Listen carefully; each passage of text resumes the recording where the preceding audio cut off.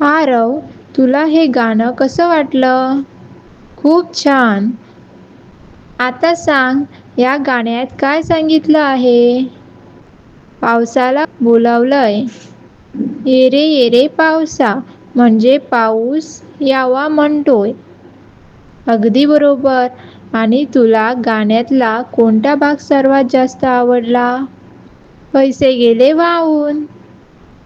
वा, आता चल आपण हे गाणं ऐकून एक चित्र काढू.